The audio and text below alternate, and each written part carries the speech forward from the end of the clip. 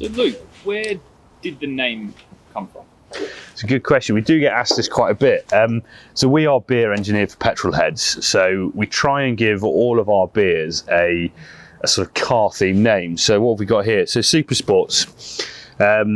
Super Sports, the name comes around really from my love of Fraser Nash's.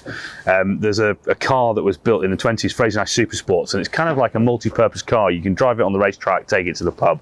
Super Sports, we like to think, is our kind of like versatile beer. You can have it with food, you can have it by yourself, it's thirst quenching, it's good in the winter, it's good all round really.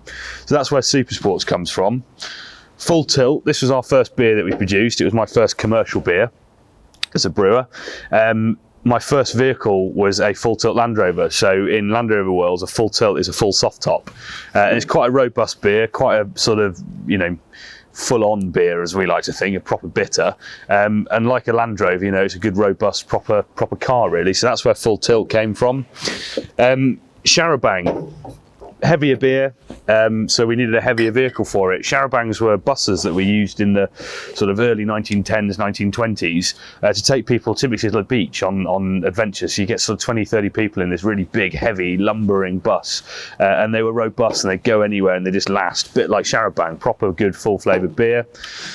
This is kind of one of my favourite connections, Ambassador. So in India there is a taxi that's called an Ambassador, and it actually started life just down the road being built in Abingdon by Morris as the Morris Oxford, and the Morris Oxford became the Ambassador in India. And then this is a British beer that became an Indian beer, an Indian Pale Ale.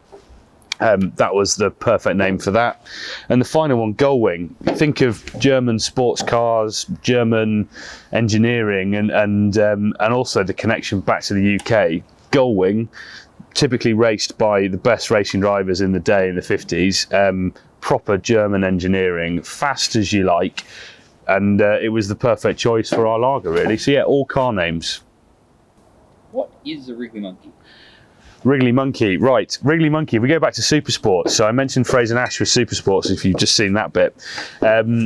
Fraser Nash is a small British manufacturer, and it's close to my heart. I've been involved with Fraser Nash's since I can remember, really, as have all of my family and on my wife's side of the family.